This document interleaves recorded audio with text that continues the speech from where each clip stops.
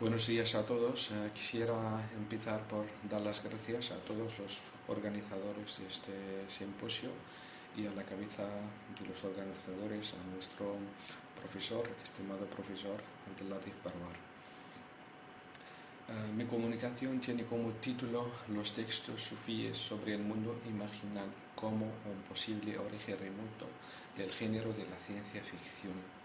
Esta comunicación es una invitación a contemplar esta posibilidad de considerar a los textos sufíes sobre el mundo imaginal como un posible origen remoto de la ciencia ficción, con el género de la ciencia ficción en la literatura y por extensión en el cine. Considerarlo sobre todo dentro de la tradición literaria oriental, dentro de la nuestra, sobre todo en lengua árabe, porque dentro de la literatura occidental, en español y en otros idiomas, son muchos los estudios que se han dedicado a rastrear esa posibilidad, esa influencia que ejerce ese pensamiento sufí, ese pensamiento también akbari, ese pensamiento sobre todo imaginal, digamos, en autores, en obras, digamos, que pertenecen a dicha tradición. Basta por recordar dentro de la tradición occidental el libro de Miguel Asín Palacios, titulado La escatología musulmana en la Divina Comedia, ¿no? Y que relaciona el pensamiento de Ibn Arabi con la Divina Comedia de Dante Alighieri. Esta línea de estudios que se inicia con Miguel Asín Palacios y que es continuada sobre todo por la escritora puertorriqueña Lucy López Baralt, es la línea de estudio que dedicará muchos esfuerzos a resaltar esa influencia que ejerce el pensamiento sufí en general y el pensamiento akbari de Ibn Arabi, del Sheikh al-Akbar en particular, dentro de la tradición literaria occidental, y son muchos los libros que ha escrito esa escritora, esa investigadora puertorriqueña en esa línea de estudio. Si bien esta línea ha caído en desuso por la ausencia de la documentación histórica, queda claro que los resultados, digamos, son dignos de ser mencionados y resaltados. Ahora entramos en materia, ¿no? Los textos sufíes sobre el mundo imaginal, el mundo intermedio o el mundo de las similitudes, que son traducciones del término árabe alam al-mithal, se cuentan entre los textos remotos e inventores del género de la ciencia ficción en la literatura y por extensión del cine ficcional. En la presente comunicación arrojaremos una luz sobre los principales textos sufíes sobre este mundo intermedio, centrándonos en la figura del místico murciano Ibn Arabi, que se considera como la figura axial en el sufismo. Es el heredero por excelencia de todo el legado sufí anterior en todas sus facetas y del lenguaje técnico sufí en todos sus matices. Asimismo, es el principal influyente en los siglos posteriores del sufismo, gracias a su fuerte personalidad y a sus escritos que han podido unificar y ordenar la visión sufí, moldeando su lenguaje y esclareciendo su esencia y filosofía. Mundo imaginal es la palabra que el orientalista francés Henri Corbin elige para traducir la palabra sufí, alam al-mithal, ese término técnico. Ese mundo intermedio que media entre los dos mundos, ¿no? Y estamos dentro de la cosmovisión sufí, media entre el mundo, el de la presencia sensible, es el mundo donde vivimos y a la cual tenemos acceso por medio de los sentidos, ¿no? Y media entre ese mundo y el mundo espiritual o el mundo de las luces puras. Entonces ese mundo adquiere en Ibn Arabi un protagonismo que no tiene precedente en la historia de la espiritualidad musulmana. Henri Corbin señala que el mundo imaginal es la inmensa pradera en la que los místicos filósofos sacian su mirada, por ella se desplazan, van y vienen como les place. Lo que esta tierra es para los místicos, el lugar donde se realizan las teofanías y las visiones teofánicas. Entonces, en esta tierra se accede a otro tipo de belleza, a otro tipo de seres, ¿no? A otro tipo de seres y a otro tipo de criaturas. Los textos que nos legaron los sufíes en general, Ibn Arabi en particular, sobre todo sobre sus vivencias y viajes por este extraño mundo, no pueden sino sorprendernos y hacernos creer que se trata de textos que nacen como fruto de la fantasía, la imaginación y la ficción humanas, en definitiva, textos completamente irreales. A modo de ejemplos, voy presentando algunos textos para destacar esta cualidad de ficcionalidad. Ibn Arabi nos ofrece, en primer lugar, un relato sobre la creación de esa tierra, y es un relato totalmente extraño, ¿no? Según Ibn Arabi, esta tierra fue criada con el resto de la semilla de la arcilla de Adán, se descuida por su inmensidad. Esa tierra es inmensa, que cabe para el trono, el firmamento, los cielos, las tierras, los mundos subterráneos, todos los paraísos y los infiernos, inclusive dentro de nuestro universo. O sea que dentro de esta tierra que fue creada con la semilla de la arcilla de Adán, el barro, esa semilla con la que se crea toda esta tierra, y en esta tierra todo cabe, ¿no? Todo tiene presencia, incluso nuestro mundo está por ahí, los cielos, los infiernos, los paraísos, los mundos, todo el firmamento, el trono divino, entonces todo cabe en estas tierras. Entonces, ese es el relato que nos ofrece Ibn Arabi, digamos, para la creación de esta tierra. Ibn Arabi relata en los libros los biógrafos, relatan, digamos, muchas veces nos dan datos precisos sobre el acceso de Ibn Arabi a esta tierra. Ibn Arabi, cuando habla, por ejemplo, de su acceso a estas tierras, nos da datos precisos. Dice, en Talara, por ejemplo, en el mes de Ramadán de 1155, tuve ese acceso, accedí a esa tierra y tuve tal y tal cosa. Entonces, claro, estamos frente a textos reales, pero con una realidad que les es propia, como dice Enrique Corba.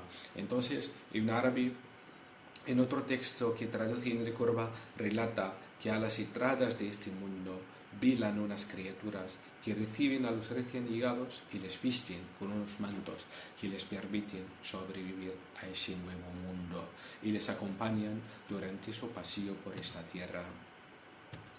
Dice Ibn Arabi, una de ellas, es decir, de las criaturas, se dirige al recién llegado, lo cubre con un vestido adecuado a su rango espiritual, o sea que cada contemplativo, cada viajero tiene un manto diferente del otro, y ese manto le permite entrar, ¿no? Y le permite entrar a esa tierra. Entonces, si dirige al recién llegado, lo cubre con un vestido adecuado a su rango espiritual, lo coge de la mano y pasea con él por esta tierra. Estamos frente a un pasillo en esa tierra, digamos, que fue creada con la semilla, la semilla de la arcilla de Adán. Entonces podemos imaginar. Entonces pasea con él por esta tierra y la disfrutan según sus deseos. Se dedica a reflexionar sobre las obras maestras divinas. Entonces no solo tienen acceso a esa tierra, ¿no? Ahí también contemplan esas obras maestras divinas, ¿no? O esas obras artísticas, ¿no? Ese arte, ¿no?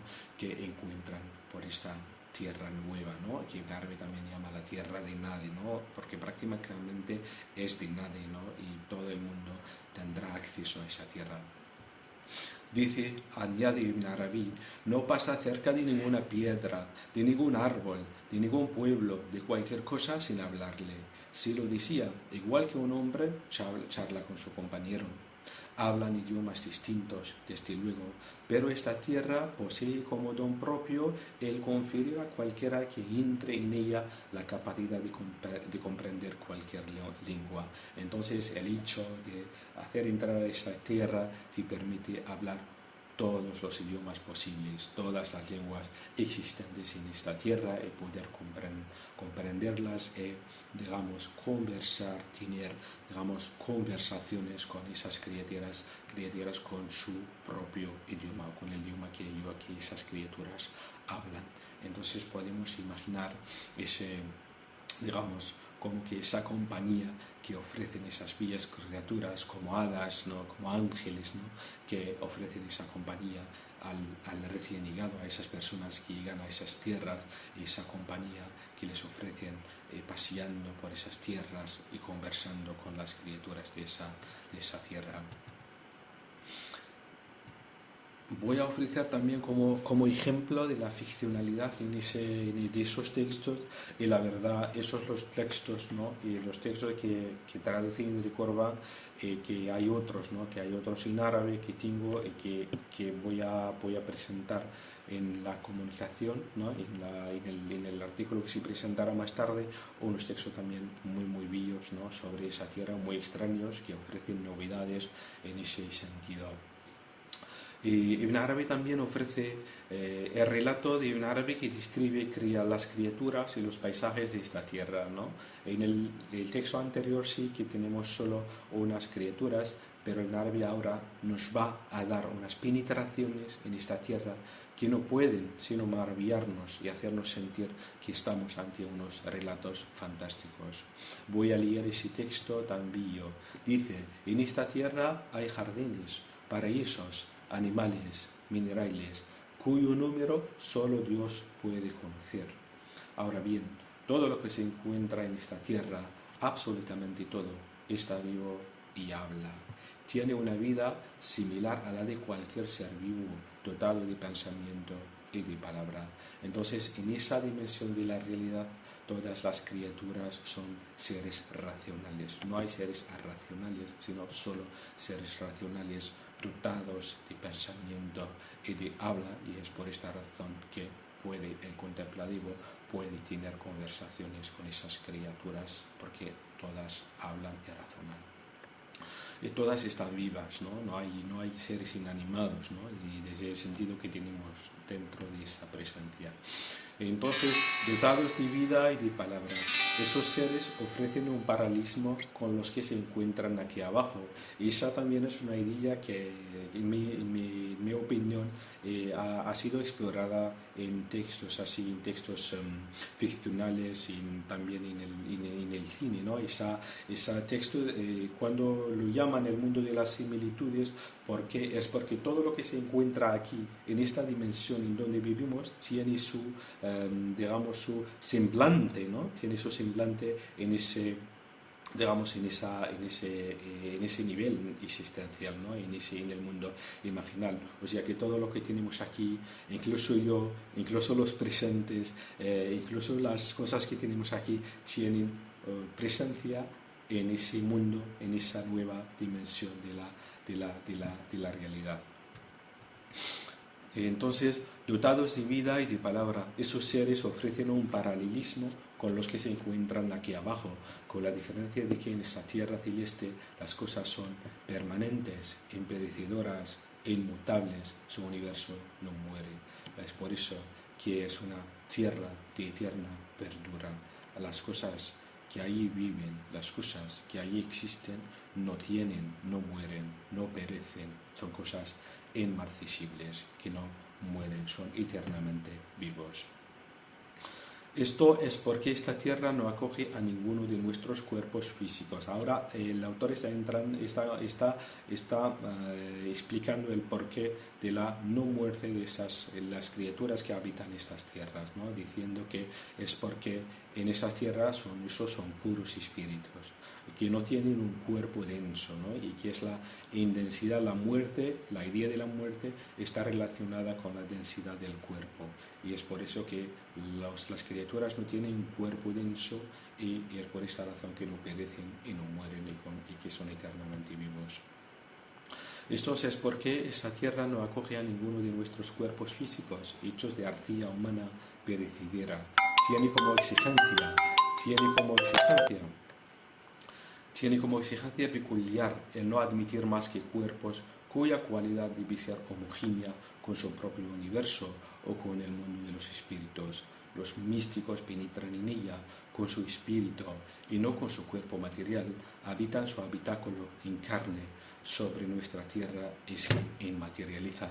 Ahora, lo que está explicando Ibn Arabi aquí, que los místicos dejan ese cuerpo, dejan ese habitáculo carnal en esa dimensión en la que vivimos y se inmaterializan